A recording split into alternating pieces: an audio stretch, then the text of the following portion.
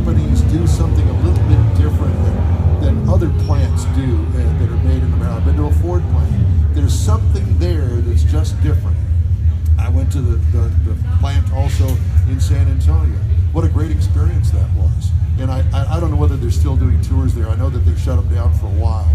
But if I was just going to encourage anybody, if they ever wanted to see how a car is made, how complex it is as well. But it's the most amazing thing to watch being made. Yeah, I've had the chance to go through a few different plants in the United States and Canada, and I will tell you, it is top notch. I mean, the people are all there to make one thing right, and that's a vehicle. Yeah. So because we know the end result is that consumer that we want to make sure is safe and happy with it. But I was going to say, if you gentlemen ever want to go to San Antonio plant and see the production of Tacoma and Tundra, you've got my card.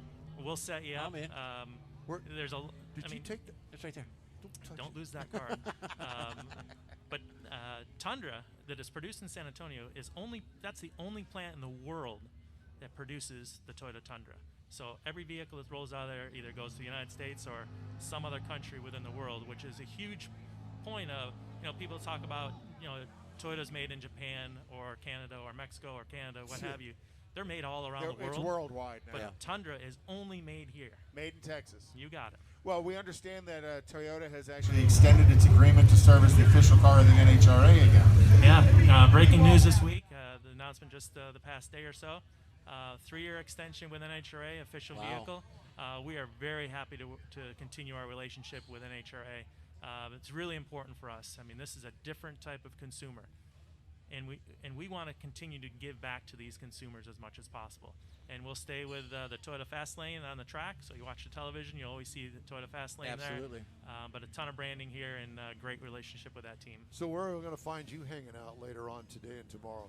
I'm basically all over the place, but I'm usually near the funny cars or top fuel cars. I got your talking card. to those guys. I got your card. You're always welcome to call me. Oh, gosh. Mike Childs, thank you so much. We really appreciate you stopping by and talking to us today. He's the head of Toyota Motorsports Marketing. Thank you, sir. Thank you, John. We've got coming up a car review, and we want you to stay tuned for that. That's just ahead, right here from the Houston Raceway Park and the NHRA Spring Nationals in the fall on the In Wheel Time Car Show, right after a quick stop. Dude, you may want to slow down. There's a cop car up there. Hey man, there's another cop. Thank you very much. Think about putting your seatbelt on if I were you. And if you could sober up in less than 5 seconds, that'd be cool too. As America gets back on the road, a lot of things have changed, but not the need for drivers to be safe. Cops are enforcing traffic safety laws in our community to save lives. Paid for by NHTSA. Oh, is that it? No, there's another one. Yeah, John and I If you came across someone struggling with hunger, how would you recognize them? By their clothes, their age, the way they speak? Would you notice a 16-year-old boy who got his first job, not for extra spending money, but to help feed his little sisters? Or a mother who's in between jobs and sometimes goes to bed hungry so her kids can eat? Or a 14-year-old girl who signs up to every after-school activity, not to make friends, but just to get something to eat? Or a retiree who felt ill and had to choose between getting medicine or groceries. I am the 1 in 8 Americans who struggle with hunger. People you pass by every day but never knew were hungry. I am hunger in America. Thank you. See you later. Hunger can be hard to recognize. Learn why at IamHunger.org. Brought to you by Feeding America, 200 Food Bank Strong, and the Ad Council. I'll do what I do. And I'll be more Infinity. Yep. Okay, thanks for joining us for today's In Wheel Time Car Show, and we appreciate you joining us. We're coming to you live today from the Mopar Express Lane NHRA Spring Nationals at Houston Raceway Park, and our show today sponsored by Toyota. All right, time now for this hour's car review. Mr. Mars had a chance to look at the Infiniti QX50. All right. And it's always nice to get into these luxury compact, cars, luxury car in particular, and then you get into the compact, smaller vehicles, kind of see what they've done to them as they kind of shrink them down. Yeah, this is bigger than compact. But well, yeah. It's considered a small luxury. It's actually considered a compact, and it actually comes in 5 different trim levels. It's kind of got some nice names to it, I guess. Pure, Essential. They have a new, for this year, Sensory package. And then you get up into the Autograph, which is the top of the line, which is what we had. Of course. The Autograph all-wheel drive. Now, if you're trying to relate this to something earlier, this was formerly known as the EX instead of the QX. You can get it in front-wheel drive, all-wheel drive. No longer can you get it in rear-wheel drive. That was only in the EX package. So you're going to find that it's got the big honeycomb grill up front, like Infinity's gone to. You got the VVE for the engine, I guess, and a CVT. You know, I'm not sure. And it's all about driving fuel economy. It really is, to give it the power when they want it, but to give it the fuel economy when they need it. So it was kind of one thing I will note, speaking of that, they do recommend premium fuel on that engine. It will run on the regular fuel. It'll adjust itself, but they do recommend premium fuel. And out on the highway, it's got that nice Infinity ride. Now, they've gone to the electric steering, which is easy. And to me, it's almost too easy. It's almost like you're disconnected from the road. Like an old Buick. Yeah. But truly on the Infinity brand, you are disconnected. When the electric steering is functioning, it separates the mechanical connection to the front steering, and it purely does it through servos and magnets. It's what it feels like. Right, and if there's an electrical issue with the car, it reconnects those, the mechanical connection. But again, that's another thing Infinity's doing that none of the other manufacturers are doing, where it's steer-by-wire as well. It's a lot of technology built into this vehicle that some of it you don't even see or you don't even use, that you know that you're using it. Now, if you're going to look for something to compare this to, you might look at the Acura RDX, which starts at about $37,800. Easily gets up to $47,900 plus options on the high end. Cadillac XT4 that we've been looking at recently, $35,695 to start. Easily gets up to the $43,000 range plus option. A Volvo XC60 starts at $41,550, so it starts out a little bit higher, but it'll also get up to $52,650 higher. Now, base QX50. Now, you can get this vehicle base. I'm talking about cloth interior. You're not talking about the high-end luxury aspect. $37,250. Nice starting point. However, the QX50 Autograph, which is the top of the line, starts at $55,850. Actually, that's not too bad. I thought it was going to be something like 70. No, it's not. Well, and then you add in a few options like we had, and MSRP is tested $61,815 for a luxury compact SUV. Thank you, sir. Hey, the In Wheel Time Car Show streams on Facebook, YouTube, and InWheelTime.com. Podcasts are available on Apple Podcasts, Spotify, Stitcher Radio, iHeart Podcasts, TuneIn, Google Podcast, and Podcast App. In Wheel Time Car Show continues right after this quick break. Do you know what teens just love? Not being told what you're supposed to love.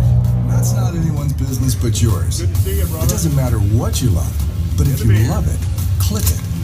That includes you too. Chris Mason Because in with AYES says 2018, hello. 42% of Texas teens who died in traffic crashes were not wearing their seatbelts. Make sure everyone is buckled up. Every rider, every ride. Brought to you by the Texas Department of Transportation. I know, I'm working on it. Excuse me. Texas Truck Works is your go-to truck customizer. From mild-to-wild lift kits, custom wheels, and steering and handling enhancements, to the best personal and commercial wraps. Texas Truck Works. simplify it for him, Let but he Texas still Truck makes it Works hard. founder Scott Stevens help you get the most out of your truck or Jeep. Texas Truck Works has decades of customizing experience, including power outage and complete engine swaps. Let the Texas Truck Works team design an upgrade plan that fits your budget. Get truck attitude today at TexasTruckWorks.com. From Houston Raceway Park in Baytown, Texas, welcome to the NHRA Spring Nationals in the fall. This is the award-winning In Wheel Time Car Show, your weekly go-to all things automotive place. Today's broadcast sponsored by Toyota. Let's go places. We're out here at Houston Raceway Park and the Spring Nationals. We thank you for joining us. Along with Mike Out of This World Mars, King Conrad DeLong, Jeff Zeke, and engineer David Ainsley, I'm Don Armstrong. So glad that you could join us, and I'm also very proud to tell you that joining us right now in our remote studio is Mr. Tony Schumacher. My gosh, I don't even know how to introduce you. You've won just about everything that there is to win over the years, but I want to start off with the fact that you're a Texan. Oh, and I'm loving it, man. I'll tell When you. did this happen? I moved here 6 years ago. Did you really? Why am I Yeah. just now finding out about don't it? know. I'm living under a rock. Yeah, well, You're up in the Austin area? Yep. In Austin itself, or one of Actually, the in a town called Lakeway. Okay. Lakeway, yeah. Out on the lake. Yeah, it's beautiful, man. Just it's funny. I lived in Illinois my whole life. Our battery charger company, Schumacher Electric, was there our whole life. And one day I went to Dominican Republic for Christmas for my birthday, and I said, I don't want to go home. And I realized I just never want to go home. And maybe it's my home, So I started looking around, and some of my friends had moved out to Austin. So I went out there and looked, and I said, man, I ain't going back there. Put my house up for sale, sold it, and moved. That's awesome. I watched an older man walk across the street in a snowstorm after I had come back from Dominican Republic, and he didn't look left and he didn't look right, and he had a cane, and I thought, you know what? He wants to get run over. Like, he didn't look, and I don't want to be that guy. Texas is crazy, man. Everyone's chipper, and tip of the hat. It's just Southern hospitality is a real thing, and I'm loving it. And Hill Country's a beautiful place to live as well. It's insanely gorgeous. Great people. Have an incredible amount of friends coming. I would say up, but it's not up, just sideways here from Austin, and looking forward to coming to this race. A lot of my friends, I've been off for a year and a half, and a lot of my friends had never seen what I do, and they're coming down to see Top Fuel and Funny Car for the first time. So let's talk about that pause. We missed you. What happened? What's going on? Well, I miss being out here a ton, but the Army, after 19 years, we had a new Secretary of the Army, and he said, I'm going to cancel every plan. I think I can recruit off the internet, and that was his right to do that. We appreciated the 19 years in every way, shape, or form. So we went out and started looking for someone, and what I think it was a series of just miscalculations. We had someone, we thought it was signed 5 years, and they just disappeared. I don't know what happened. I was told it was all good to go, and at that point we had dropped the ball on a few things. It was late in the season. So, it's not that easy. And, I'm a firm believer that people will call me, and will always call me the Sarge. And like a Clint Eastwood, he's a cowboy, and he'd love to do some other kind of acting, but that's what we know him as. And it kind of, this is the greatest thing. Global Electronic Technologies, my first sponsor this year. And now with Okuma and Sandvik and Toyota, it's like, okay, wait, I'm drifting a little bit away from that Army thing. People see me in a different car, and it's going to help me a lot. Well, and it's the loyalty to you as a driver and your history as a driver that people follow. And yeah, the Sarge is kind of there, but now you're transitioning out of that. Absolutely. And you're going to introduce these people to all these other new products that are sponsoring you as well. Yeah, and it's great. And the great part about Okuma and Sandvik is that it's not just the name we put on our car. We do it for a reason, but they're in our shop. We have 28 CNC machines, using the Sandvik product, right? And we're making 400 parts for the race car and parts for all. We have government contract stuff. So, we're good at what we do and we use the stuff. And I think one thing that made the Army so successful is it was honest. I believed in what they did. We all do, and being that we're not just out sticking names on our car, we use that product to build the cars we drive, to use the stuff that what we make, what we believe in. And I think that's great. We're currently working on all kinds of deals. I have some deals that are so fun for next year, and I'm hoping they go through. Just the one, Army was incredible, but man, I worked every single day jumping out of airplanes, getting pushed out of airplanes, driving tanks. I did a lot of things. Cool. And then I'd get to the racetrack Friday morning, and I had to do speeches while all the other drivers slept. It was incredible recruiting tool. It's a lot of work, but it was a lot of work, and I got some deals now where I'm looking at that are just pretty awesome, and they'll be so much fun, and that's what we need to bring back. We're losing some of the fun out here. It's not a question. Fans say it. They go, we need the names. We need the fun back. It's so corporate. We need some goofballs coming out here. We need to make. Here we are. Yeah. Me too. I'm with you. Yeah. Well, and one of the things your previous association with was the Friday afternoon, because you guys brought all the school programs in, and you had an opportunity to talk to them. And I know that's one of the things you talked about. It had to be a bit of a stress that was a very important part of that relationship, was coming out and talking to. Here you'd have had 70, 80 high school automotive programs, even more, show up and get an opportunity to listen to Tony Schumacher talk to them, and they were all in awe. And mentor them to grow in what they're doing and kind of give them an opportunity to change their lifestyle as well through the automotive. Let's program. talk for just a second about racing this year after being off for a while. I mean, dude, you just can't get into a car and expect it to win first round.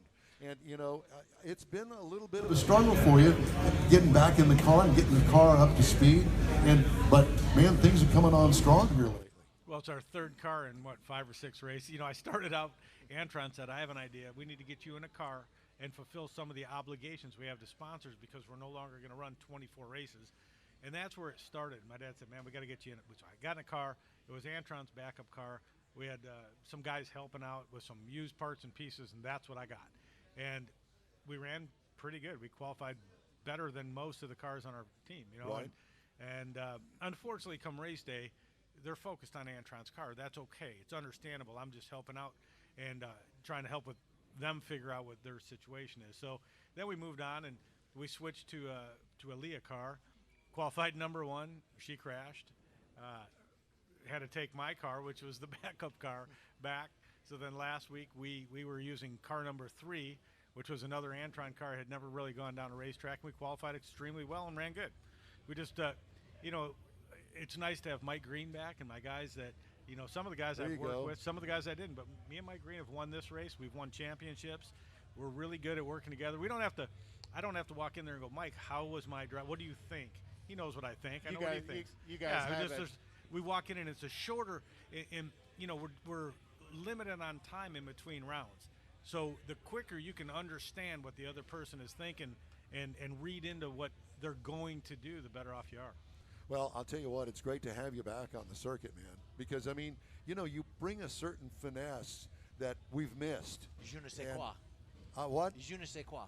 Je ne sais quoi. No, you. Yeah, okay. Forget what that. he said. What he said. You bring a lot of fun. Yeah, well, thank you. You've got a nice rock on that hand there. Yeah, well, that was fun one. How many championships? Not enough. 8. 8. But I've lost some, you know, and I tell all the kids out there, remember, there's 15 people going to lose this race. So when your teacher tells you, you know, participation trophy is the way to go, tell them they're wrong, because I will guarantee you, I would appreciate 300 or 400 trophies on my shelf, but the ones I have, the 84, well, they simply mean more because we actually won them, and that's the key. We spent a lot of time with those soldiers talking about getting A pluses and showing up for the game, you know, and I think and playing with everything you got, leaving nothing on the table, right. you know, sometimes you don't, and enjoying the moment. I was over with some super comp friends, super street, super stock, you know, and last night we were actually with Lupe Tortilla. I don't know if you know Stan Holt. Yeah, very well. Yeah, and we're hanging out, and all these people, you know, we're coming up going, what's it like? I drive this, and I'm working on this, and I'm working my way up. And I said, well, have you won anything? Yeah. I go, well, it's just the same as fun. If my win light comes on or your win light in super comp, it's exactly the same fun. Like I don't get out and I'm like, more fun, because it's just you appreciate what you got, work with what you have, and you know, don't always look for the next level, because once you get in a top fuel, there's no more levels. Learn to enjoy the situation you're dealt. Learn to work hard at it, you know, and plan, but don't skip the fun you're having now to get to another level. Right. When you were 16 years old, what were you thinking about the rest of your life? Did you think that you would be here? No, I did not think I was going to be here, and I had no intention of racing cars. My dad said, you know, hey, Great Lakes Dragway opens today and up in Wisconsin. I go, oh, cool, what channel? You know, I was 16. And he goes, no, you just get on the highway, you go north, and there's this little drag strip. And I did, and it was fun. I brought a helmet, ran, you know, 16.3 seconds in the quarter mile in an 86 Trans Am. And I got, you get hooked pretty quick. Exactly, you know? yeah. I mean, it's my 2 sons right now, even my daughter who's 15, she's like, I'll go up and drive something. My 2 sons both have electric cars. I can't even understand it. My oldest talked the younger one into it. Now they want to go up and drag race them up in San Antonio. You know, so I got Paul, the owner of San Antonio, Alamo Speedway. He's going to let them go up and have a, you know, that's what I need. My 2 kids stage. But if they're going to do it for the first time, get it off the street, get it on the track, that's where you and want learn what Dad has done for a reason all this time. Electric, no prep, right? Oh my God! I'm thinking of greasing the track, man. Let's make it fun. Learn to drive. Tony, drifting, man. Drifting. Yeah, that's it. You're a great interview. We really appreciate you stopping by. Good luck this weekend. Thank you. And good luck in qualifications today. So. weather. What do you think? Outstanding. You think? Yeah, I'm going to buckle up. I'm going to wear 2 mouth guards because if you don't make it, it's not because you're going to smoke the tires. You're going to shake, and it's going to be violent. So the fans, you're going to win. Come out, spend the money. This is a great, great place. Great racetrack. I went up and sat in the stands last night. It was beautiful. Great view. Great. Everything about it was awesome, and cars ran fast, man. It's nice. You're going to have a great day. I mean, we got a lot of good cars. Will Record records time. be sent today? Have a good chance. Yeah. Tony Schumacher. Yep. We 2 days. appreciate it. Yeah. 8-time Top Fuel champ, all-time leader in Top Fuel wins with 84, and driver of the Global Electronic Technology Dragster. We appreciate you. Thank you. Thank you very much. We're going to take a quick break here on the In Wheel Time Car Show. Coming to you live today from Houston Raceway Park. Do you know what teens just love? Not being told what you're supposed to love. That's not anyone's business but yours. It doesn't matter what you love, but if you love it, click it. That includes you too. Because in 2018, 42% of Texas teens who died in traffic crashes were not wearing their seatbelts. Make sure everyone is buckled up. Every rider, every ride. Brought to you by the Texas Department of Transportation. From mild to wild lift kits, custom wheels, and steering and handling enhancements to the best personal and commercial wraps, Texas Truck Works delivers. Let Texas Truck Works founder Scott Stevens help you get the most out of your truck or Jeep. Texas Truck Works has decades of customizing experience, including power adders and complete engine swaps. Let the Texas Truck Works team design an upgrade plan that fits your budget. Get truck attitude today at TexasTruckWorks.com.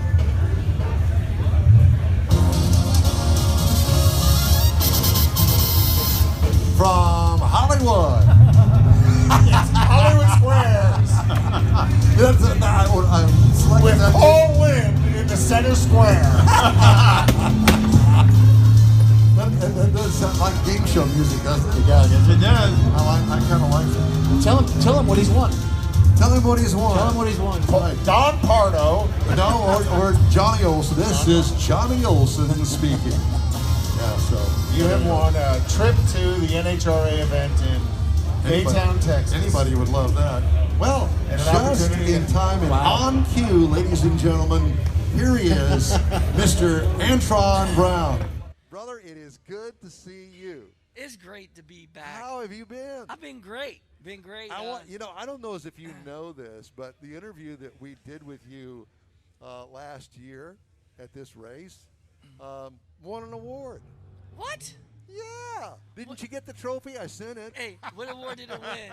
The longest winded interview? No, it wasn't quite that. It was Best in craft for the radio Texas show. Auto Writers Association. All the journalists. Yeah. Oh, Yeah. really? That's Yeah. awesome. So thank you. That's awesome. Well, it's you guys doing the show. I just was on at the right time.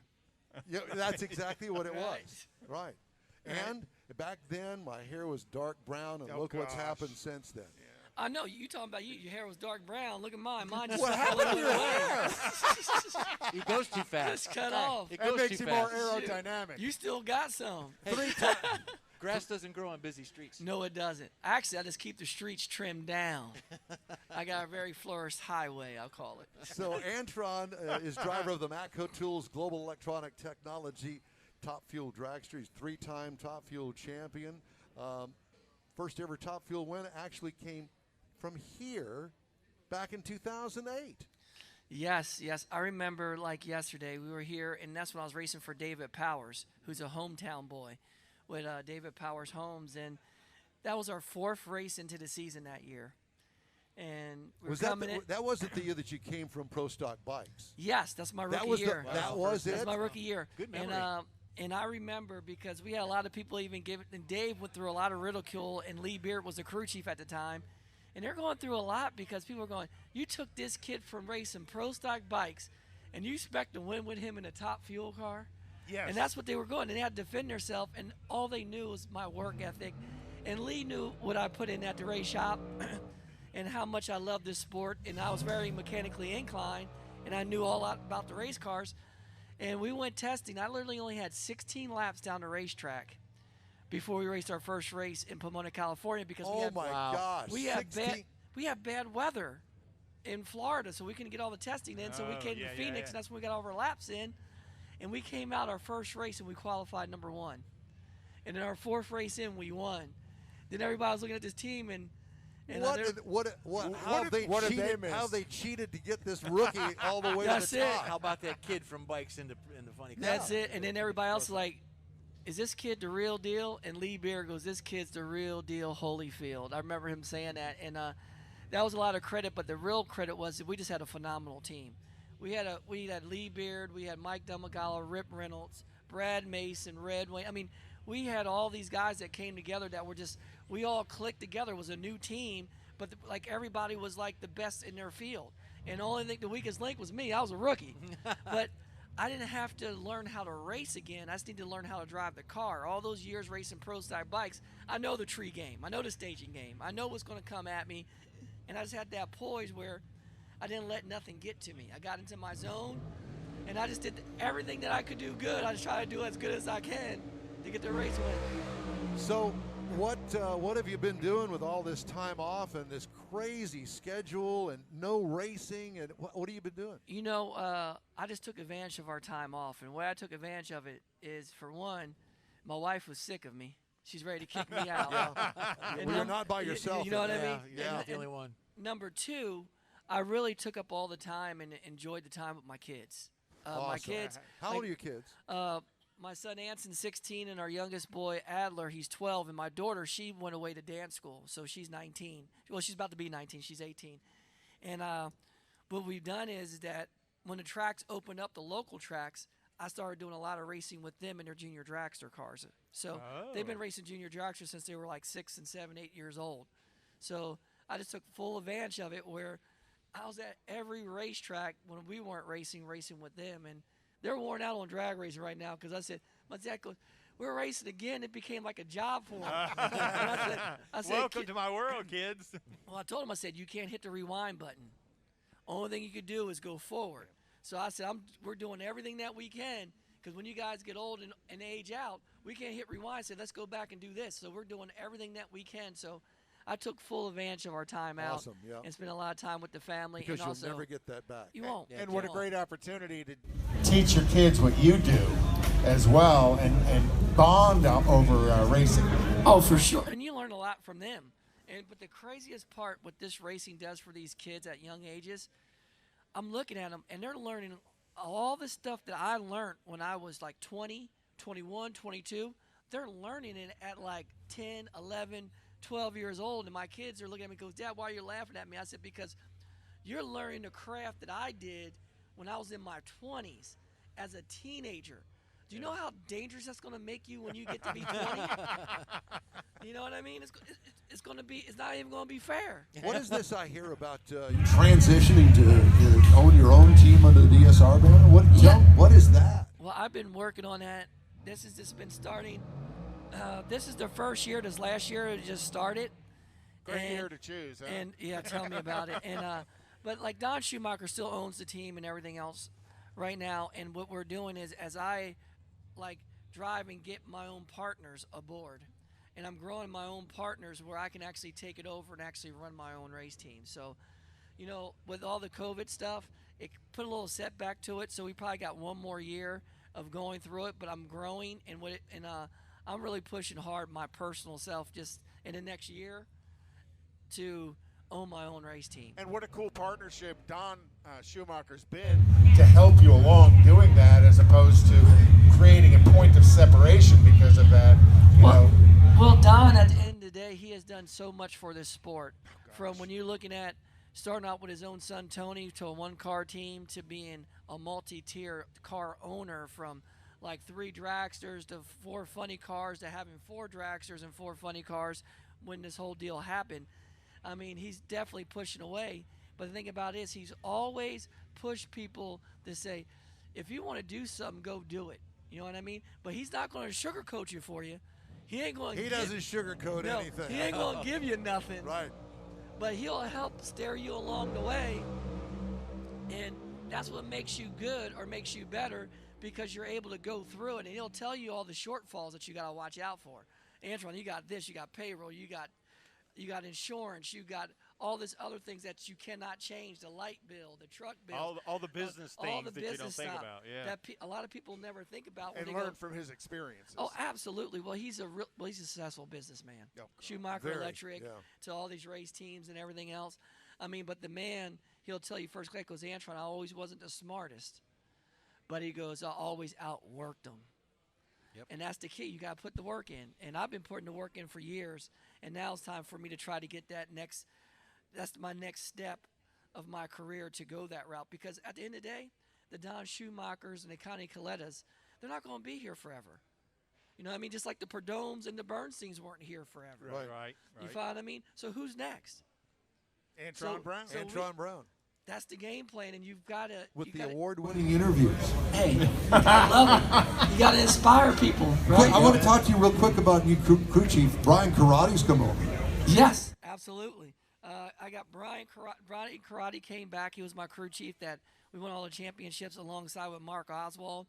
And a lot of people are making fun of it and everything else because we struggle just to get our stuff back to where it needs to be, right? Yeah. So we're getting there, and everybody's going, when's the Dream Team going to turn it on? Because they call our team the Dream Team for all the races that we won together. Sure. And it's coming. It's coming, and I'm looking very forward to it, getting back out there to do what we do. And that's going out there and take round wins and then getting race wins. And everything else takes care of itself. But right now, Steve Torrance and those Capco boys are the cream of the crop. And they got our share of what we used to do out there. And you want it back. And trust me, they know it's coming. And we're coming. We're coming full bore. But you've got a great relationship with Steve as well. You know? Absolutely. You know. Well, that's my brother. I mean, it's my brother in Christ and my brother from another mother. We always tell each other, and we push each other. Like, I mean, I'll do anything for that man off the racetrack, and he knows it, and I know he'll do the same for me. And when we race, we bring out the best in each other. We're each other's truest competitor. I always tease him. I said, he's Rocky, and I'm Apollo. Well, Apollo still got some fighting left in me. I ain't ready to give it up yet. Antron, it's great to see you, man. Always. Best of luck this weekend. You think this weather's going to, and the sea level, and it's going to be fast. It's all going to come together. Good No crashes, no burn downs, none of that stuff this week. Consensus is records? Oh, absolutely. This is the type of weather where we could set definitely a track record for here.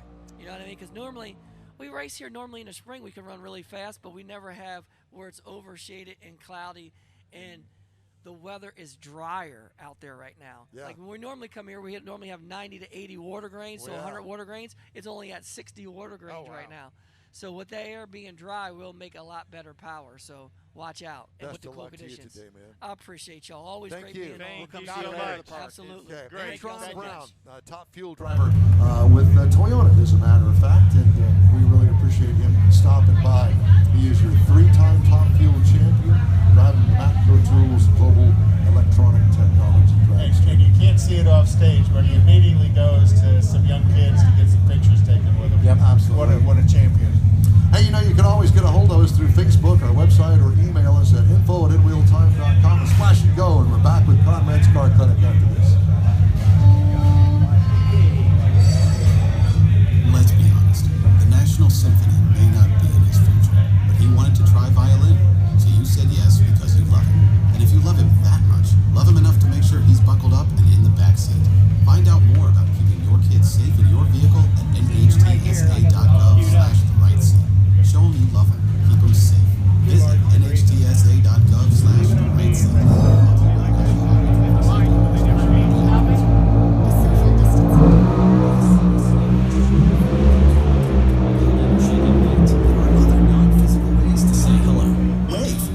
Use sign language. Salute. Smile. Give the peace sign. Throw up an air high five. Do jazz hands. Remember, stay a minimum of 6 feet or 2 arms length away from others, and stay home if you can. For more info, visit coronavirus.gov. Let's all do our part, because we're all #alone together. Brought to you by the Ad Council. Coming to you live today from the Houston Raceway Park and the NHRA Spring Nationals in the fall. We appreciate you being with us. This is our first time out since before COVID hit. Yes. Boy, it has been a challenge. We had a lot of changes here with all of our equipment. Thank you, David Ainsley. Time now for Conrad's Car Clinic. And the subject today is, I can't wait, Tow-mater. Well, you know, in honor of Camping World being the new series sponsor for NHRA drag racing, I thought we'd talk a little bit about maintenance necessary on your trailers. You know, so you're going to be towing that trailer behind you. You come out to a race event.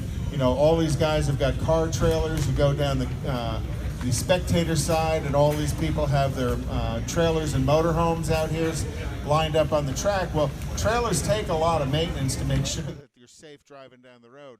So anytime just before you head out in your trailer, you want to do a few things. You want to check the operation of the brakes, whether you have electric brakes or whether you have surge brakes. Now, if you don't know what surge brakes are, that's a hydraulic braking system. As you brake and the weight of the trailer pushes against the tow hitch, it applies the brakes. So surge braking's a little bit different. Where electronic brakes, it's actually electronically hooked into your vehicle, so as you apply the brakes, the trailer brakes. So depending on the type of system you have, you want to make sure that you're checking the operation on the surge brakes, make sure that the master cylinder's got plenty of fluid in it. Looking at the shoes and drums that are on the trailer, always want to make sure you check the safety chains, make sure the safety chains are there, that they haven't rusted. You know, you'll see every now and then a safety chain gets kind of rusted, and the weld breaks on them. Check them for damage, replace them as necessary. Look at the coupler, the receiver, the ball hitch that's in it as well, that everything's lubricated correctly, because you want to make sure you got a little bit of grease on that. Check the wheel bearings, make sure that they're not loose, worn, or damaged, and lubricate the wheel bearings as needed. You know, and depending on what you use your trailer for, the wheel bearing lubrication is pretty critical. If you're dropping a boat in the water, you need to change the grease in those wheel bearings much more frequently than if you're driving something on dry land. And then if you're dropping it in salt water, oh my gosh, you have to use a proper grease for the salt water that's going to get in there and damage the grease on it as well. You know, check your tire pressures, check your wheel lugs every time, make sure that they're tight, because the last thing you want to do is have some damage on your trailer because you forgot to maintain it quickly. So that's Tow-mater. Make sure your tow vehicle is all set up, ready to go. Very nice. In Real Time Show continues from the NHRA Spring Nationals at Houston Raceway Park after a quick stop. We are all things automotive.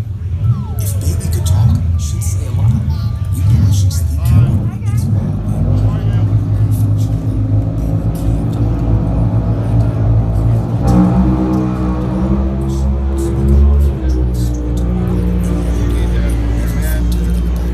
Every year, dozens of kids die from heat stroke in cars. No one is perfect, so set a reminder and always look before you lock. Where's baby? Paid for by NHRA. Is your business or company looking to stand out in a crowded advertising market? Looking to reach the real auto enthusiast? You found it. You're listening or watching in real time, and so are your fellow enthusiasts. Do you know if this is correct off the NHRA website? Put together a marketing plan Is that it will close? engage Is them all in your your stats product, correct? business, or service. To get the tires rolling, just shoot us an email to our marketing director, Jeff Zekin. His address is jeff@nrealtime.com.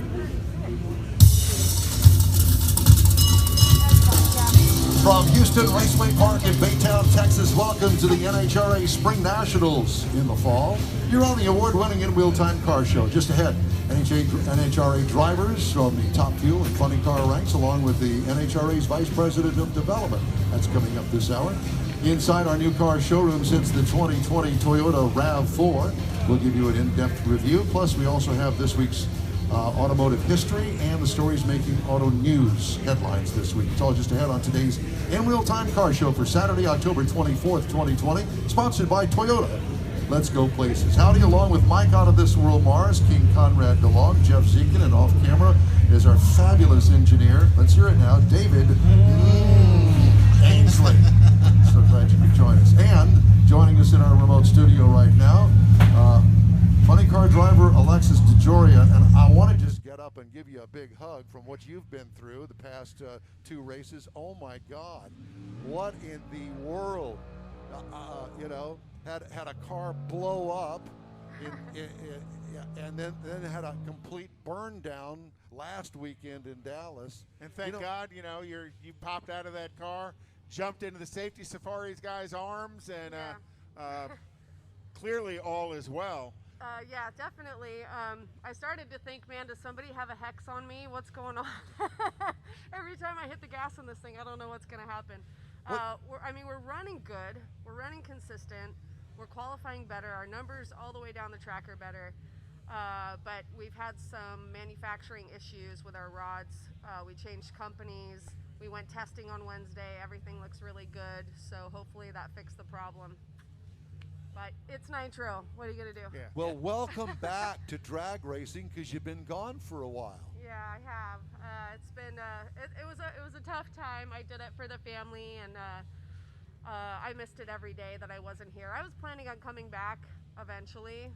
Just was a matter of time. And after 2 years, I picked 2020. What a great year! What a great timing!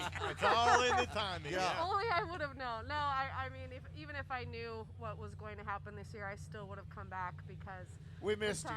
I missed you guys too. Well, so. I mean, and he says that, but we truly, I mean, it just is not the same without you somewhere in the NHRA top fuel category. Thank you. Yeah, I appreciate that. Yeah. So, brand new team with Del Worsham. Yeah. Del Worsham with decades of experience in the Worsham family. How is that going? So Del is my mentor. He taught me how to drive a funny car. I got licensed in his family's car. And I mean, it's just been amazing to work with him again. Him and Nikki Bonifane, they've both won championships as crew chiefs. And Del won too as a driver in Top Fuel and funny cars. So the amount of knowledge that those guys have and the communication level that we have is super high. I mean, Del was a driver, so it's like, I come back from a run and he understands everything I say. Sure. So it's just been really nice. We handpicked our team, and I still have one of the guys from my very first Nitro team ever. So Phil, hanging tough. But it's been really nice, and I've got Toyota back on board again, and they're just incredible to work with. Super, super blessed to have them as our manufacturer. So who taught you how to ride in the escape hatch with your foot on the handbrake trying to stop the car? I heard the interview last week and I thought, how genius was that to realize, because you couldn't see the wherewithal to do that. I'm not only a driver, but I'm also a fan of Nitro Funny Car drivers and NHRA racing. Over the years, you hear little things, comments here and there from the pros, from the guys that I always watched growing up. And that was one of the things that I remember. I forgot who it was. They had a really bad fire, and they couldn't stand to be in the cockpit. They had to pop up.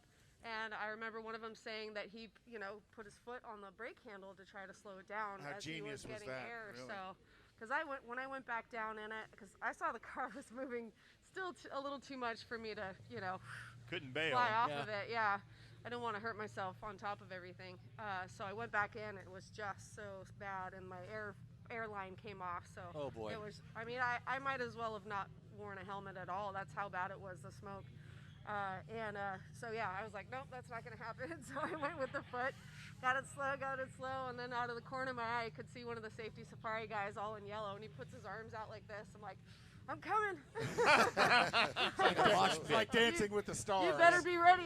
Mosh pit. There you So go. I did not realize that you were the only funny car driver to qualify in the top 5 in each of the last 3 races. That's incredible. I just found that out too on my way over here. That's awesome. But it's a testament we just need to not blow up. Yeah, exactly. The team you built around you, though, that's the Del Worsham, the gentleman you said you've had on your original Funny Car Nitro team. Yes. All of those people. It takes that build of personalities that know what you want in the car to get you there, and then you being quick on the tree. Yeah. So I hope we got some different rods in the engine. We do. Good. Looks good. Yeah. We'll see. And the backup car's ready just in case something happens. Yes. Yeah. We had a new body flown out or driven out. Chassis are good, so we looked over everything, and that's why we tested on Wednesday back in Ennis just to make sure everything was right. And how is the chassis on the burn-up car? Did it make it? It's fine. It is. Yeah. It's amazing. Yeah. Truly is amazing. So an Austin resident, another Austin resident. Yeah. You, Tony Schumacher, who else? We're coming. We're going to Gosh, I get know. there. Everybody, I don't know. You might see some more guys come out from Indy, but I love it. I love being in Austin. I've been here in Texas for almost a decade now. So are you and Tony awesome. neighbors? Live in the same neighborhood? Or? No, but it's close enough where I could go over there and hang out and have dinner. Close. Yeah, right. Yeah. So tell me about your family. I didn't realize that you had a teenage daughter. I do. She just turned 18 in early September. I had no clue. Jeez. Yeah, she'll be here this weekend. She was raised in the pits. I mean, she's a little track girl. Just taking my burnt up spark plugs out of the trash and making me sign them so she could sell them out the back door. She made some money, let me tell you. That's a smart kid. Yeah. Who's going to say no to a little 8-year-old going, you want to buy my mom's signed Spark plugs? Yeah, I was like, honey, we give those away. That is so funny. Well, it's great to see you, and we're huge fans, and we're really glad that everything has turned out well. I appreciate it. Yeah, and we'll be pulling for you this weekend. And thank you so much for stopping by. We really appreciate it. Thank you, guys. I enjoyed it. Thank you. you. We'll Alexis come see DeJoria, the Thank Rocket you. Phones Toyota Camry funny car driver. And first round of qualifying is coming up in just a little while, as a matter of fact. 2 rounds of qualifying, and everybody's been saying, man, the weather's great. This is going to be a great weekend. Yeah. And we're hoping that you guys get right up there at the top. Yeah, me too. Record setting. Thank you. Yeah, thank you. Alexis DeJoria, thank you. Be careful. Thank you. And we appreciate you joining us today here on the In Wheel Time program. And we have more. And we have as a matter of fact, our next driver is coming right up.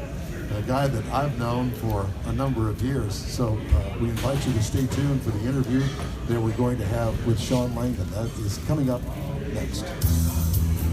As America gets back on the road, a lot of things have changed, but not the need for drivers to be safe. With that in mind, it's time to review our safe driving checklist. I know you don't recognize me. I can see you under your mask. How are you? You're wearing your Good to see you, man. seatbelt. He asked me if that was off. I said it was off, and we sprayed it down. Make sure you follow the speed limit. Please And have a remember, seat. law enforcement is enforcing traffic safety laws in our community to save lives. Paid for by NHTSA. Dude, you may want to slow down. There's a cop car up there. Hey man, there's another cop. Justin, any way you'd like. Seatbelt on if I were you. Good enough for me. Close enough.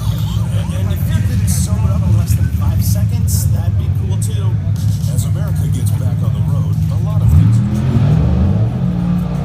To be safe, Have you been over to see Stan? safety laws in our community. No, I to hadn't. save I went by lives. there the other day, and I seen all their stuff out. Dude, he's got like 100 cars now. Hey, we got 4. Really? Oh yeah, you got to go over there and see Is his Sheila rig. still in? Huh? Sheila's still in? Oh yeah. Yeah. Oh, I don't know if she's still racing. Yeah, I thought I saw her win second round. Did she? Yeah. That's I don't know if they've run again. Welcome back to the In Wheel Time Car Show. We really appreciate you joining us. We're coming to you live from Houston Raceway Park and the NHRA Spring Nationals in the fall.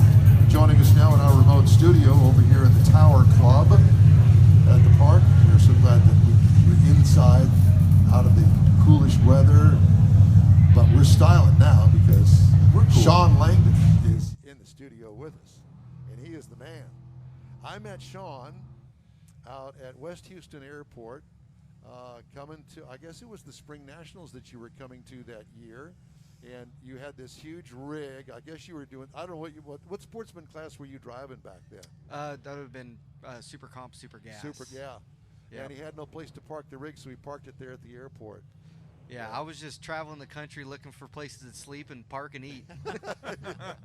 Man, things have come a long way since then. You know, that was 2007. Yes, yeah. So 2007, yeah, I would have had a Super Comp car. Probably would have had 2 Super Comp cars in the trailer because at the time I was traveling around the world running race for the championship in Super Comp, and I had Charlotte Lucas's car with Lucas Oil, and they helped me out during those years. So yeah, it was kind of a crazy transition throughout. You know, just at the time, I mean, just that was my life. That was my way of living and paying bills, was traveling the country and racing and trying to win races. Kind of like the old days of match racing. Yeah, that's really what it was. I mean, I there'd be times where I'd pack up everything I had in my closet, my suitcase, and I'd just go on the road until I either ran out of money or just got tired of it or got mad at myself enough for losing. Or you met Don Armstrong on the way and you thought, that's it, I'm out. Yeah, but I mean, you know, it's funny because it's just traveling around the country and meeting so many cool people, and just, you know, like today, you know, just old stories of, you know, back when, you know, you parked your rig over here and you know, we went here and did this and that. But yeah, that's how it was for a long time. I'd go, and if I was winning races, I'd go and I'd keep on traveling the country and race more and just kept going. And when I'd run out of money, I'd travel back to California and go find odd end jobs and just try to get enough of a bankroll back up to where I could pay some entry fees and go back racing again. And then came the transition into the pro class. Yeah. And that was not an easy transition either, was it? No, I mean, you know, it took a while, and it all happened so fast when it came about. I had just gone from 2007, 2008, won the Super Comp championship, and we get to Pomona, and I had just clinched the championship that day for the second year in a row in Super Comp, and Forrest Lucas and a couple guys from the Lucas Oil team had called me over to their pit, to the Top Fuel pit at the time, you know, with Morgan Lucas Racing, and they had asked me, they said, hey, you have any interest in driving a Top Fuel dragster? And I was, well, yeah, you know. yeah, that's an easy question. So, think about it. And to kind of backtrack a little bit, at the time, I had got a phone call back in 2007 from a guy named Tom Conway that runs A Fuel. And he had asked me to come out. Anthony DeCero was working on the team at the time. They had called me, said, hey, I think it might have been here in Houston. They had a divisional. And so I remember they said, hey, we'd like you to come drive our car at the Houston Divisional. I remember at the time, I didn't even have enough money to buy a plane flight to go out there. And so he called me. I said, man, thanks for the opportunity, but I don't have money to pay for the ride. I don't have money to do nothing. Nope, just get equipment and go out there. So remember at the time, I didn't have any of the equipment. I didn't have money to even buy a plane flight to get out there. I had really no business even going. And Morgan Lucas had given me some of his equipment to borrow. And then my dad paid for my plane flight to come out here. So I started racing with Tom Conway for a while, raced a couple races. And then that went through 2007, 2008. I kind of was a filler for Morgan Lucas with his A-Fuel team, where he was running for points, and then the races they wanted to go testing, I would drive the car for him. So I had a little bit of, a little bit familiar with big speeds. You know, I was going up to 270 miles an hour in a fuel car. But yeah, when they called me for that, I was like, yeah, absolutely, I'd love to drive a Top Fuel car. And then it kind of went away. Didn't really hear much. And it was kind of funny because how it all came about was it was in the middle, maybe the second week or so-ish of January of 2009. I had a buddy call me up, and he says he was a little upset with me. He's like, man, you're kind of an a-hole. Like, why didn't you tell me? Like, tell you what? What are you talking about? He said, well, I just read online that you're driving Top Fuel this year. That's how you found out? I swear, honest to God. And so I said, what are you talking about? He said, go on to competitionplus.com. And so I looked on there, and I said, let me call you back. So I called Morgan. I said, hey, what's the deal? I know we have talked about this, but there was never really any confirmation of this.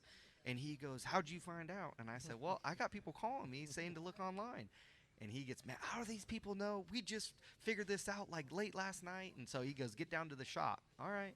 And because I was working at the shop too, working on my Super Comp car. So, I went down to the shop. I used to go in there every day. But I walk in, and he goes, come into my office. All right. So he goes, all right, well, he goes, so here's the deal. You're going to drive Top Fuel this year. And I said, okay. Hell of a deal. So I said, well, I mean, at that point, like, what do I need to do? And he goes, we'll figure out all the rest later. And I'm like, okay. Nice. So you had mentioned from A class to the Top Fuel. Is there different licensing for that? So yes, you do have to get licensed to go into Top Fuel from that. But the reason why I think I felt pretty comfortable in it was, as the guys sat me in the car and they were going over, warm-up procedures, they were going through burnout procedures, run procedures, and all those things. Everything's pretty much the same. driving an A fuel car to a top fuel car. So really the only thing that's different is, you're racing 1,000 foot now instead of 1320. Right. And then at that point I'm like, okay, well, I think I got the gist of it. I kind of understand. The first warm-up went pretty good. We went to Phoenix to go test, get my license. And it was kind of one of those things where it was a little bit nerve-wracking because we go, basically I find out the deal. I get it all set up with Morgan. And then it might have been 2 weeks later, we go to Phoenix to go test. And then the weekend after that, it's Pomona.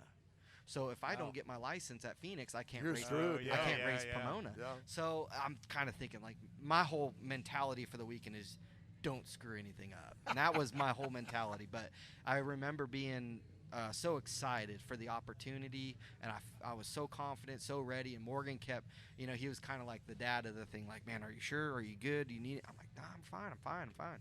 And but I remember pulling around the water box for the first time, and they said, we just want you to cut a light, go to 60 feet, shut it off, and we just want to tell us what you think. Right. So I'm like, okay, all right. So we go roll into the water box, and I remember they spun it over, do their normal clear out deal, and they go, all right, you ready? And at that time I had this sensation of you're sitting in the back of a class in a classroom and you have not been paying attention for the last hour, and the teacher goes, Sean, what's the answer? And you go, I got no idea. And that was really the sensation that I had. So you made your best guess. And I'm just like, oh man, I don't know what to do here. All so the above. I remember, you just get that hot feeling in your cheeks and all that. Oh, so, yeah. But so yeah, I said, all right, and they fired it up, and then we did it. And I remember hitting the gas for the first time and going to 60 feet, and it was just, I had no words for it. And we get out of the car, and the crew guys were all, they're happy for me, and they're like, what'd you think? And I'm just like, that was incredible. Let's do it again. So we get back, but yeah, it was just a slow progression. We went 60 foot, 330, half track, 1,000 foot, ended up getting the license, go to Pomona, got my butt kicked by Corey McLenithan first round. But for me, it was just the opportunity to be able to do it was the coolest thing ever. And the fact that I'm racing, I kind of had a moment, because so we go up there first round, I got Corey McLenithan, and then it starts raining right before we run. Oh, Lord. So now they back us out. So now we're standing there, and I remember getting out of the car, and I remember thinking, and I just looked into the grandstand. It's like one of those moments that you just become proud, right? And I'm just standing there on the starting line. I look over, I'm like, man, I got to run Corey McLenithan first round. I'm standing here on top fuel car. In Pomona. In Pomona, where I grew up, and just seeing the stands were packed, and I'm like, this is one of, I made it. That was kind of like surreal moment. Yeah, that was kind of my moment where I'm like, wow, this is really cool. But yeah, I lost to Corey McLennan the first round, and it was just, to me, it was just whatever. I was just excited to be there. So so let's talk about today. We got you. Who's your crew chief? Connie Coletta, Kurt Elliott. Connie Coletta. Yes. Let's see. Yes. That name Where have sounds, I heard that name before? That name sounds awfully familiar. Living legend, yes. Yeah. He was in drag racing way back when I was watching. Yeah. Way back in the day. And he still got stories from those days, too. Yes, so does Don. Yeah, and so does Don. Yeah. So is he actually helping tune the car? Yes, he is. Yes, he's very active. So Kurt Elliott, he basically oversees everything. He makes a lot of the calls, but he works hand in hand with Connie. Connie really has all the final calls on the car. So I think that's How old one. is Connie? Man, what is it? 83? Oh my gosh. Yeah. But what's crazy is, for 83 years old, a lot of times, guys like him don't get enough credit for being 83 years old, but how sharp he is and just how smart he is. There's so many times that we get in situations, or I get in situations driving the race car, and I kind of come back, scratch my head, and he'll, what do you think? What happened? This and that. And we have full-on discussions about the runs, and he tells me stories about back in the day of things that he would do. We would talk about stories. Obviously he tells a lot of stories about Scott. Scott was an excellent driver. And one thing that he's very proud of Scott on is his ability to pedal a race car and the feel that he had for the race car. So there's a lot of... You've gotten pretty good at it yourself, sir. I'm sorry? You've gotten pretty good at pedaling a race car, too. Well, it's from working with guys like that, and it's funny because it's like the mentorship that you're getting. Oh, my God. Well, and you couldn't buy that. No, well, that's exactly it. I mean, it's it's funny because, like, I had just started racing. I mean, take it back a little bit, back to 2012. And I remember the second race I raced for Alan Johnson in the Alan Abbey car, and it was in Phoenix. And car smokes the tires early, and I had this thing all over the place. And I mean, I didn't have a clue. I just, it's smoking the tires. You lift, you get back in the gas. And I remember I had this thing up sideways on the wall. I mean, it was all over. And I remember coming back to his pit, and you hear this door slam because he was in the center trailer by himself. He kind of had his own little technology center in there. And then me and Brian Hewson were in our race trailer, and you hear this door just wham, slam. And Brian Hewson says, uh-oh. Oh, God, here comes Connie. This is back with the Alan Johnson deal. Okay. And so this is my second race. I don't know what's going on. So he goes, uh-oh. And I go, what? And he goes, I think Alan's come to have a talk with you. Uh-oh. So he flings the door open, and he says, get in my trailer. All right. So I get in there, and he spins around on his chair, and he says, who taught you how to pedal a race car? Nobody? And he goes, what the hell were you doing out there? And I said, just driving the car, man. Holding on. He said, do you realize how close you got to the wall? And I said, yeah, I got pretty close, And he said, don't ever drive my race car like that again. And so he sat down and really broke down a run for me to where I really understood a lot of different things. Obviously Alan, he's Gary Selzy and Blaine and he's had so many good drivers. So he has a good knack for all this, but he really sat down and broke it down for me where I had a good fundamental learning of what's actually going on. And so that was kind of the base for me, and I kind of progressed off of that. But yeah, now into today working, with a guy like Connie Coletta, who, he's got, years of runs and tuning, experience, but also working with him being a driver, but also Scott and some excellent drivers over the years that he gives me some great advice. And man, he's for his age, he's so sharp, and it's awesome to see. So who won the U.S. Nationals this year? I don't know, some no-name guy. Yeah. No, it ain't some no-name guy, dude. It's the biggest race in drag racing. Yeah. We had a good race car. Connie had a good run. Connie did an excellent job that weekend. I mean, we had a flawless car. We had a goofy run in the semis, but parts malfunction, and but other than that, that car was on a rail all weekend, and we qualified number one, ended up winning the race. And were you about as high as you could possibly get after winning that race? Yeah, I was pretty excited. Just the races, that kind of how the day progressed, and we've had a good car at times this year, and we've struggled at times too. And but to win that race is a big thing. But it's just kind of a little bit of everything. Just I get more. I think I get more proud for the team, for the guys. That's what I was gonna say. It's to give back to the team Yeah. because they put the effort in it. Yeah. And to be able to deliver the U.S. Nationals to the Coletta organization and your whole crew. How Listen, awesome! man, is we that? really wish you the best of luck today. Yeah. And we hope that things go well for you out here.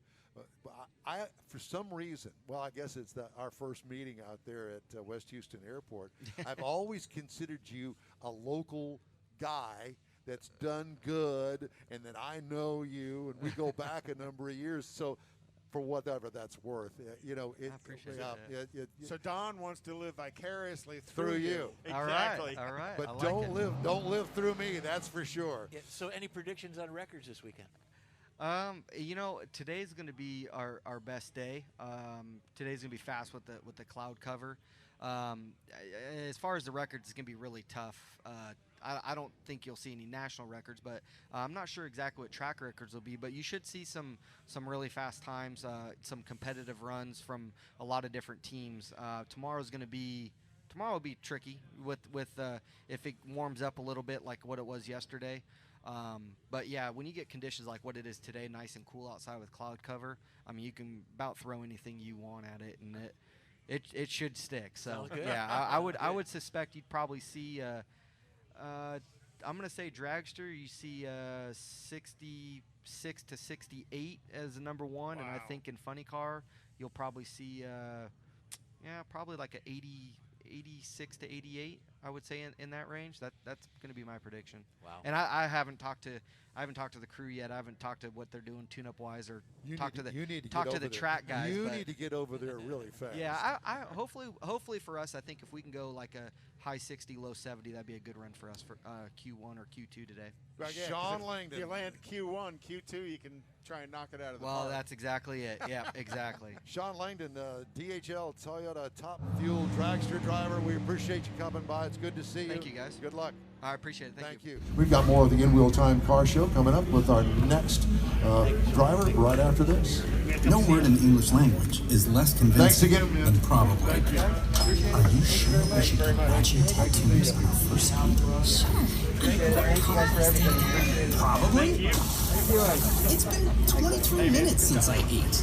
I can probably swim. You should wait 30 minutes. Okay, tell me what to do. Cannonball! I have a cramp. How's it going, young man? Probably hit the green from here. Probably. Can I get a mulligan? Ready to go? JR, good to see you. Yeah. Again. Pretty sober. You remember this last year? I'm probably okay. Probably okay isn't okay, especially when it comes to drinking and driving. If you're drinking, call a cab, a car, or a friend. Buzz driving is drunk driving. A message brought to you by NHTSA and the Ad Council. This is the award-winning car talk show In Wheel Time, your weekly go-to all things automotive place. Today coming to you from the NHRA Spring Nationals in the fall, out here at Houston Raceway Park in Baytown. Howdy, along with Mike Out of This World Mars, King Conrad DeLong, Jeff Zekin, and David Ainsley. I'm Don Armstrong. So glad that you could join us. Today's show is sponsored by Toyota. And speaking of Toyota, we have another driver under the Toyota banner. His name is J.R. Todd. It's good to see you, sir. Morning. It's good to see you guys. It's good to be seen more than anything. Yeah, exactly. Do you remember this interview from last year? Yeah, of course I do. It was the actual spring Yeah, it nationals, was, not yeah. the spring The real- fall nationals. Well, it's great to have you here, and I wanted to ask you, he is the 2018 Funny Car World Champion. Yeah, man, that seems like an eternity ago. I mean, from We all wish that we could go back to 2018, and I know you do too. I would love to go back to 2018. We won here in 2018, so it'd be nice to kind of relive some of that magic here again this weekend, especially with Toyota, announcing with NHRA that they continue their partnership for next year and beyond. So that's good, and it'd be good to put that Toyota Camry in the winner's circle here in Baytown. It's been a while since we've done that. So you're driving funny cars now, but you used to drive Top Fuel dragsters. And what's the difference between the two? How is it different to drive both basically a completely different car? One with the engine in the back, and this one that he's driving now. Well, the wheelbase too. Yeah, I mean, the long wheelbase. The long wheelbase on the dragster. You don't even realize the differences until you actually go from one to the other. Sean the Langdon, the guy you had on right before me. I drove his dragster before jumping into that DHL funny car, and that's all I had ever driven since I was 10 years old. Basically, was dragster. So over time, you just kind of build up, I won't say bad habits, but just a certain driving habit that where it becomes second nature, almost, like riding a bike. You do it enough times, you don't even have to think about doing it. You just program yourself to drive it this way. Then you hop in a funny car, which, to the average fan might not seem like that big of a deal. I mean, they're both burning nitro, same amount of, horsepower, 10,000 horsepower. They both run near 330 plus miles an hour, but there's a big difference between the two, like you said. The noticeably, excuse me, I can't even talk. The big difference that you notice is the body on the funny car, the engine's in front, and one's longer than the other. And then you get in there and drive it. It's totally different. You can't see the track as well in the funny car. You got to kind of give it a lot more steering input than you would with the dragster, because the dragster is so long that if you were to make the corrections that you do in the funny car, you'd probably flip the thing over. That's how aggressive you got to be with the wheel with the funny car. But over time, you learn that when it's hot and slick out in these summer months on these hot, greasy tracks, that you can't be real aggressive with the steering wheel in the funny car. You got to not jerk the wheel, but be forceful with it, but ease into it, or else you're going to upset the chassis and spin the tires. And that was probably my biggest learning curve, going from the drag to the funny car, just trying to figure that out. And once that clicked, that's kind of when we started winning races and winning a lot more rounds. And then the very next year, we won the championship. So it's definitely a big driving difference. And I haven't jumped back in a dragster since going to the funny car, but it probably you'd probably see me swerving all over the track, going trying to relearn everything. Exactly. I'd have to tell myself to calm down quite a bit in the dragster, I'm sure. So what do you do between rounds? What is the driver? Every driver is different. They do different things. Take us what you do. Take us through those steps between rounds.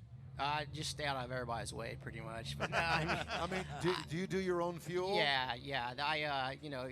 We get these things run on nitromethane that comes in a 55-gallon barrel at 100%. And by rule from NHRA, we can't run more than 90% nitromethane. And the crew chiefs will make tuning adjustments within tenths of a percent with the nitro. So you cut it down with methanol. I usually get it around 90%, and see what Todd Smith and Jono want to do with the tune-up, and we might be running 89.0 or 89.5 just based on the weather and the track conditions. So that can be a long process there, just getting the nitro mixed up, then pack the parachutes and do whatever in between rounds if necessary. But there was a point when I wasn't driving that I was a crew member on one of these cars for 3 years. So I know how to work on them, but now, I mean, there's enough guys back there on my team, and it's like ballet watching them work around each other. Each person's got their own specific job on the engine or the clutch, and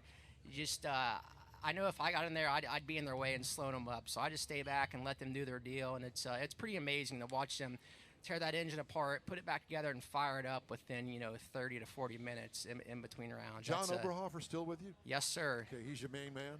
Yeah, him and Todd Smith. They've been there since I took over the reins of the DHL Toyota Camry. And Jono, I mean, he's been a Coletta lifelong employee. I mean, he's probably one of the longest tenured guys there. So it's cool to finally work with those guys.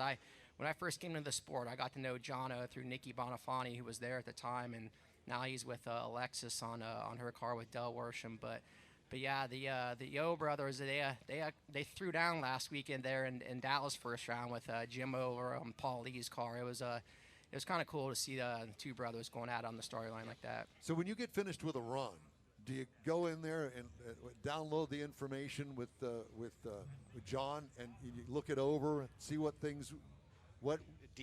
how are you going to do things different the next round? Or yeah, I mean, it's not necessarily what I am going to do different. Maybe they'll pull up the lateral G's on the computer once they download the run and see how much steering input I was giving it during the run, whether I need to steer it more or less. Usually it's steer it less.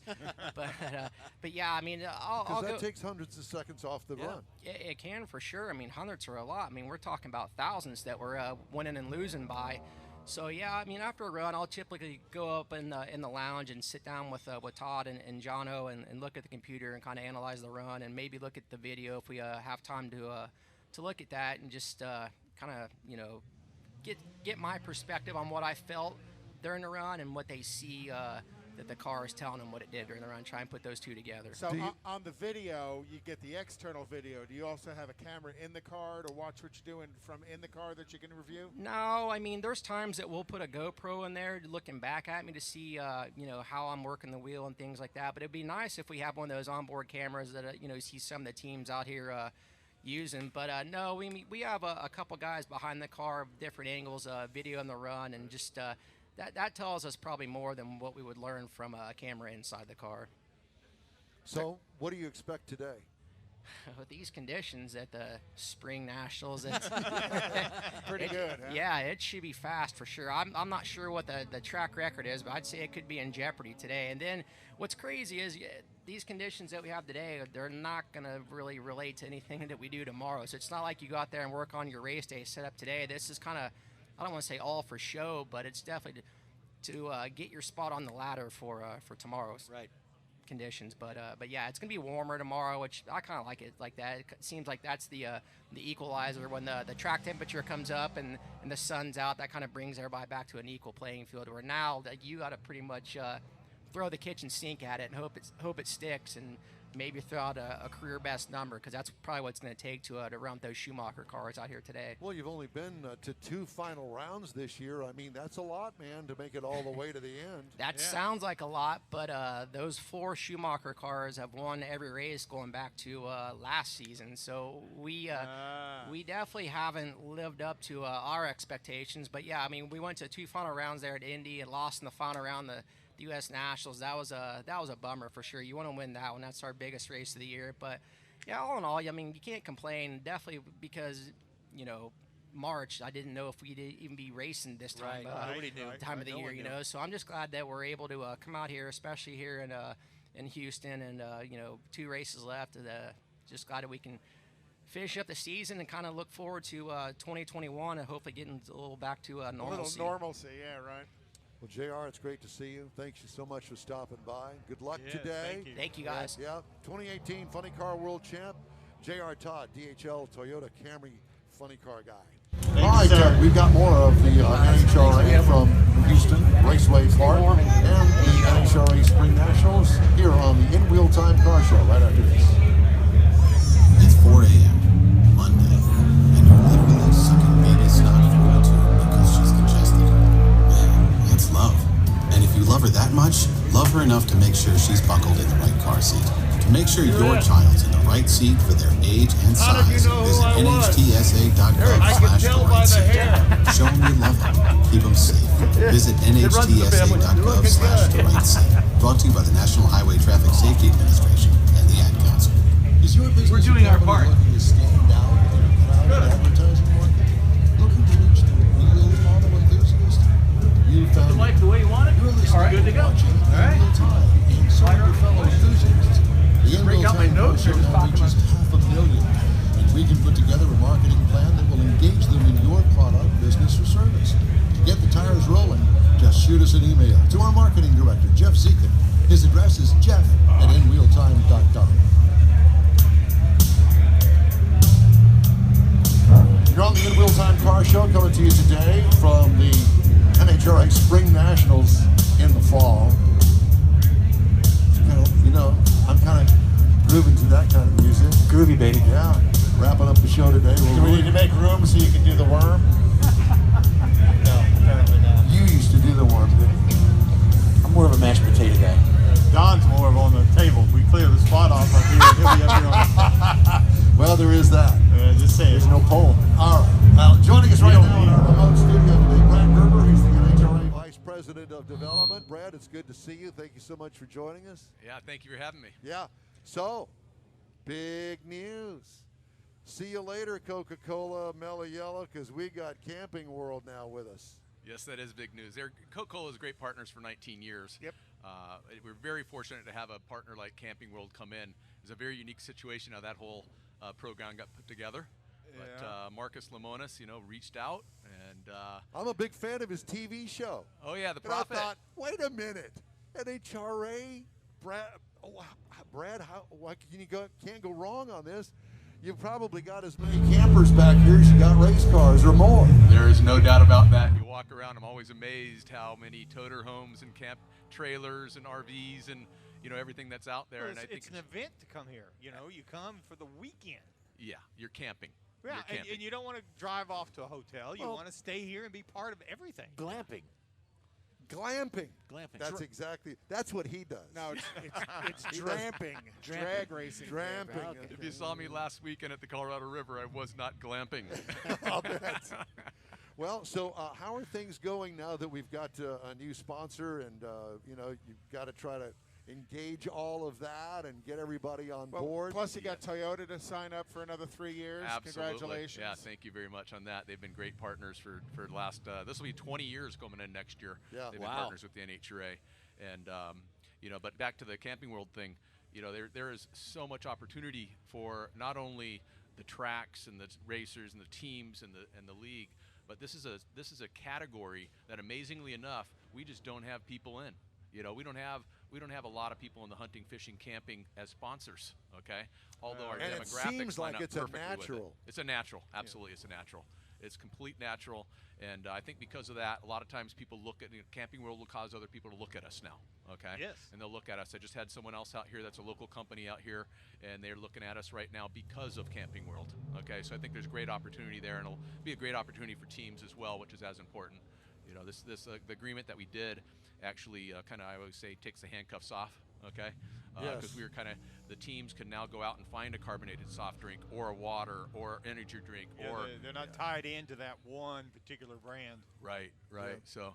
So that's nice. And on to Toyota, the question on Toyota, 20 years, yeah, that's you know, they've been great partners for 20 years. They support a ton of people out here. J.R. Todd, that was just on, obviously champion just a couple years ago in Funny Car. Alexis DeJoria back this year, okay, running. Antron she was Brown, on earlier. Yep. Sean Langdon, and Doug Coletta. Doug Coletta's in the running for the Top Fuel Championship right now. And you know, he's fighting it out with those boys from Kilgore, Texas. You know, Yes, exactly. And, so it'll be a fun race. You know, it'll be a fun year end of the season here. This race here in Houston, and heading to Las Vegas here in just next week. So You know, I noticed that you don't have as much hair this year as you did last year, and I'm sure it's because you've been pulling it out with this whole COVID thing. Brad, he says that to me all the time. And the drag racing, oh my God, the scheduling and races dropped, and what a mess. How have you been dealing this? Wow. I mean, do you sleep at night anymore? Well, I thought I didn't sleep much, but Marcus Lemonis, he doesn't sleep at all. I don't think He's one of those kind of guys, though. Crazy. Yeah. But yeah, you know, it's been an interesting year. You know, every single track that we go to, you know, we're going there and we're working with state, local authorities, with health departments, the fire department, the police department. Sometimes people are contradicting what they say, but we've been so fortunate to get in what we've got in. It's been a real fight to get it in. Everybody across the board has had to take sacrifices across the board, from the NHRA to the tracks to the race teams. Fans, everybody's trying to adjust. Everybody's adjusting, and you know, it's a good point that everybody here is wearing masks, and you know, I was walking through the pits, and a couple people weren't wearing masks, and I just asked them. I said, "Hey, would you mind putting on your mask?" You know, and kind of looked at me, and I said, "It's really, there's people that really don't want us to race, you know, and those people will actually come out and want to get pictures. Don't give them an look for a excuse. reason. Right. Yeah, don't give them an excuse." yeah. And they just right away put it up and said, "We understand. We all want to be here racing." So that's we're fortunate. We have some very loyal fans. Okay. Yes, you do. We have some great sponsors. Okay. And they've been very, you know, they've been working with us. Okay. So we've all been working together. I hate meetings. Oh my God! I can only imagine how many. We're on the same page. Do you live in meetings all the time, doing this, doing that? You know dealing with my this? style. Yes, I'm in a lot of meetings, but I think you got to get it short to the But point. in this time and age, it's got to be conference calls or Zoom meetings or Oh, something we're like that, Zooming, which we're to me is Microsoft worse. Teaming, we're doing all kinds of stuff. I'm Googling, you know, we have all types of streaming things that, you know, it's just keeping track of them all right now. It's pretty amazing. Let's get back to writing letters. Yeah, writing letters. There's that. Handwriting letters. There you go. As you see my notes right here. Well, the other cool thing is you kind of developed your process at Indy early on when you got back to racing, so that you could take that template and bring it to St. Louis and bring it to Dallas and bring it to Houston and Gainesville and stuff. So I thought, for me as an outsider looking in, I thought that was a genius way to go about it.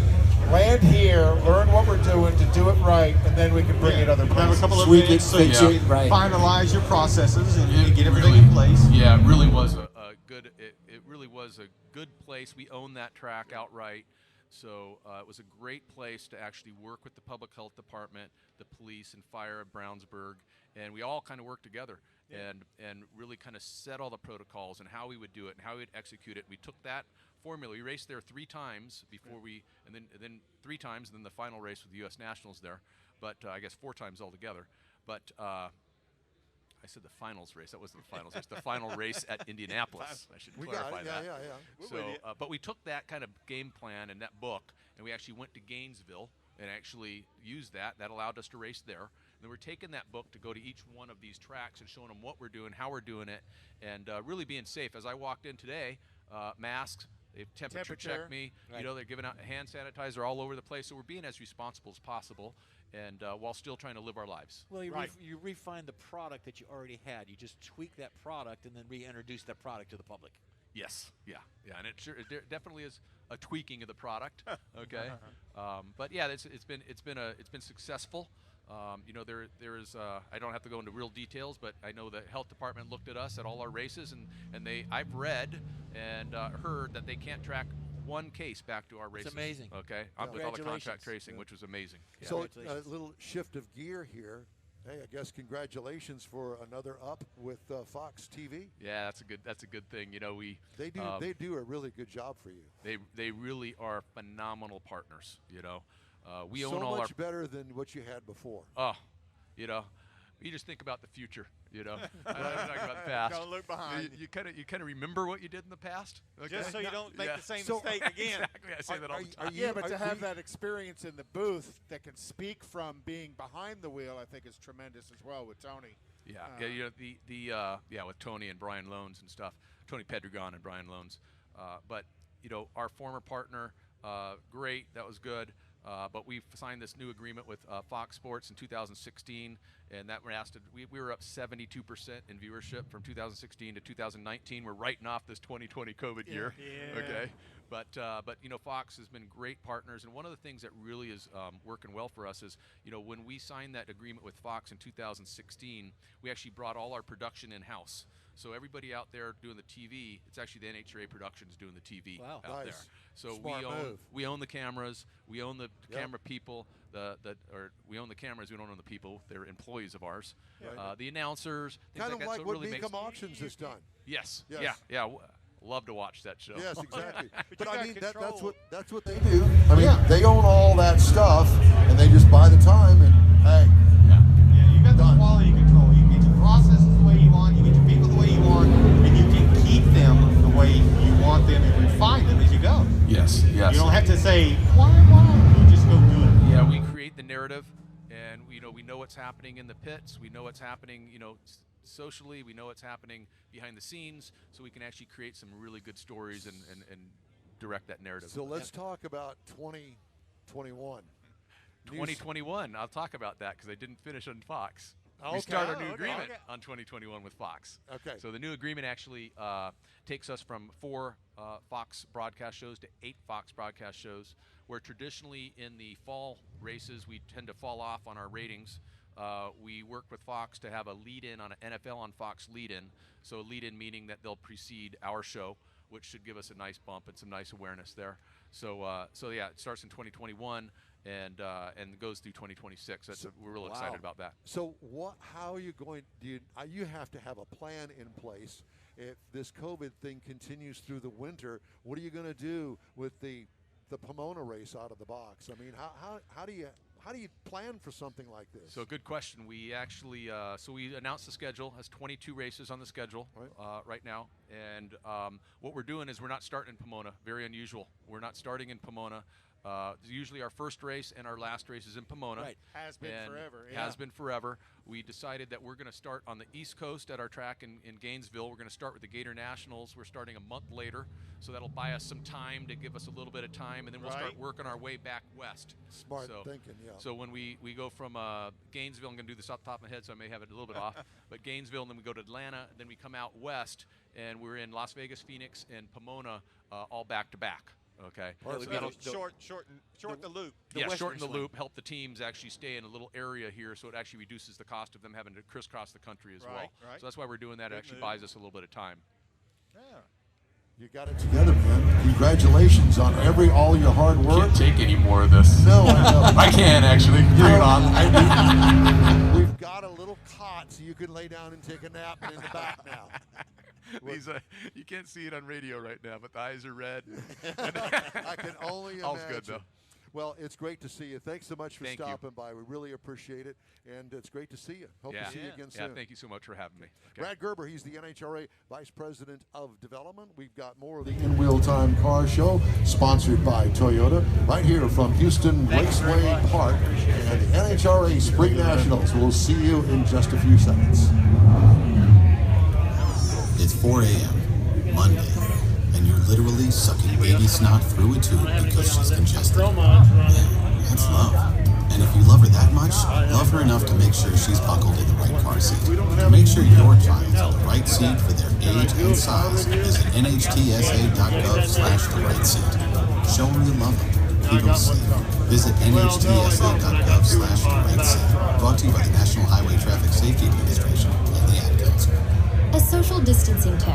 Putting distance between yourself and others is critical to slowing the spread of coronavirus. So here are ways to stay in contact without the physical contact part.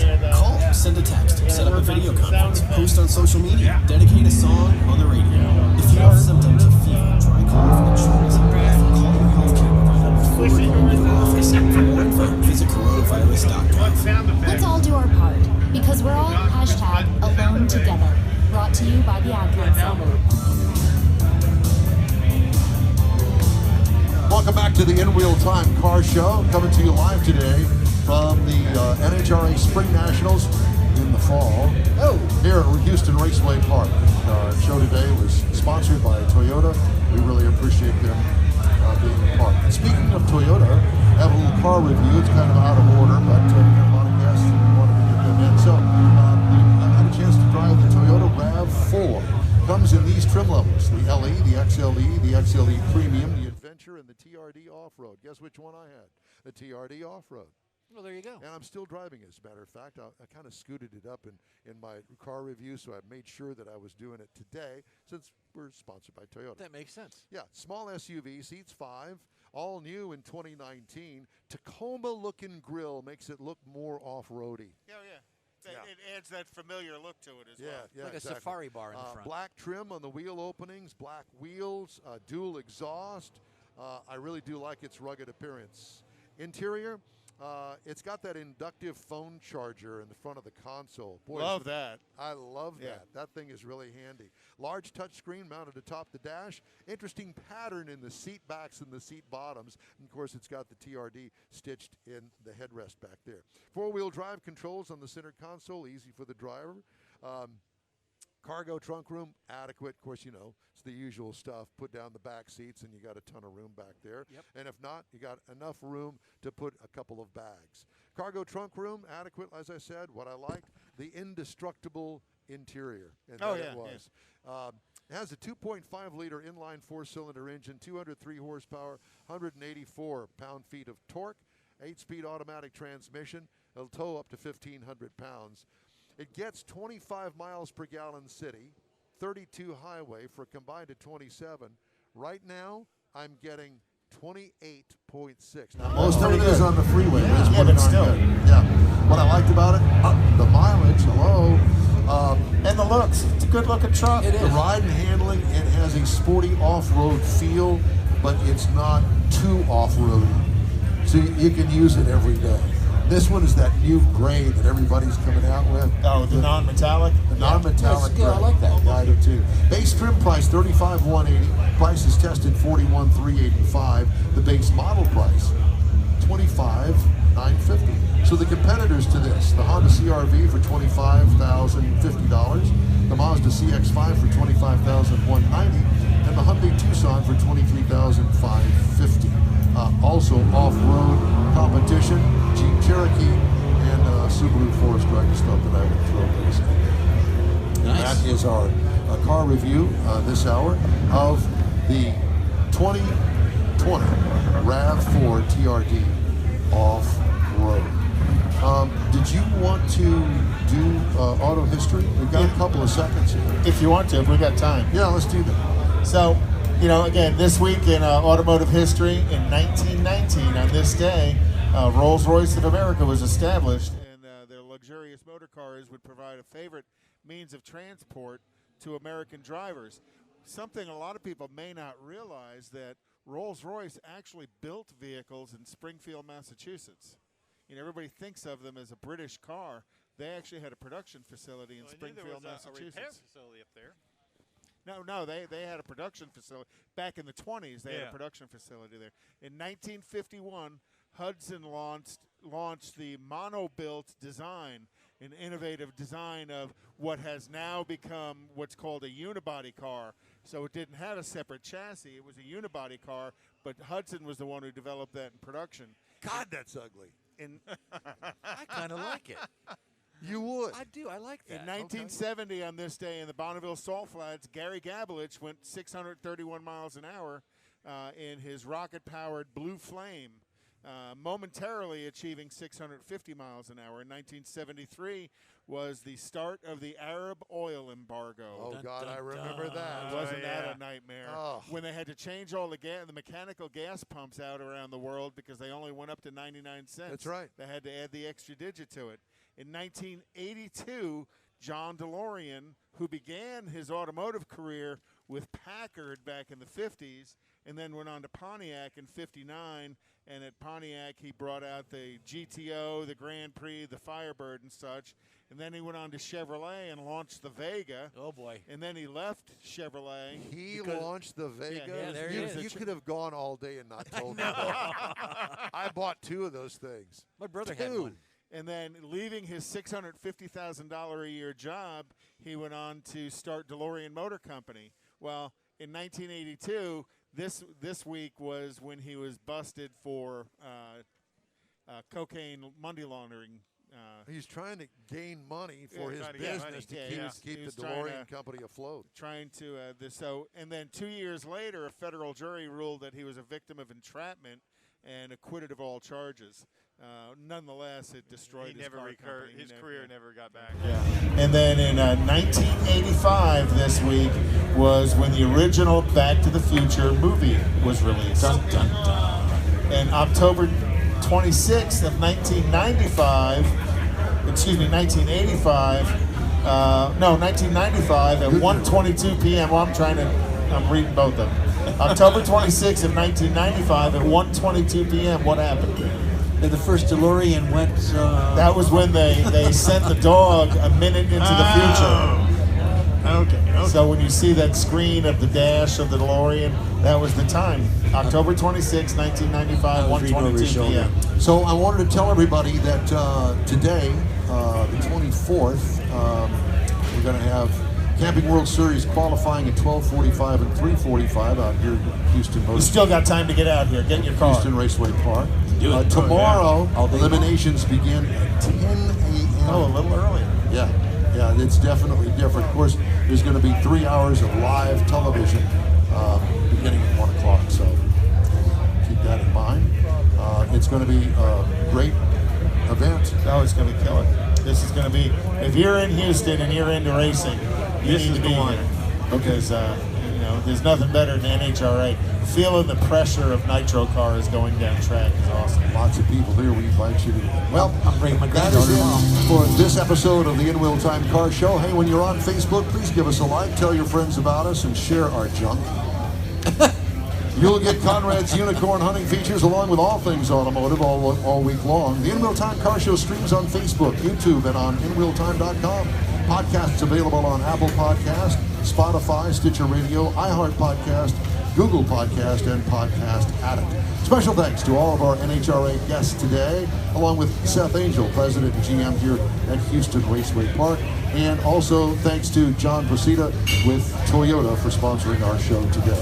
The In Wheel Time Chief Engineer is the fabulous David Ainsley. Our video and marketing man is Mr. Jeffrey Zekin. This week's In Wheel Time Car Show is produced and directed by 1320. For booking agent and podcast man Mike Out of This World Mars and his royalty king Conrad DeLong, Don Armstrong here saying so long for now. And we hope that you'll join us on the next live show next Saturday, 9:30 a.m. to noon Central Time, right here on the Smoke and Mirrors Network. Thanks for being part of the In Wheel Time family. Mask up and stay healthy. Don Armstrong, have a great weekend. So long for now.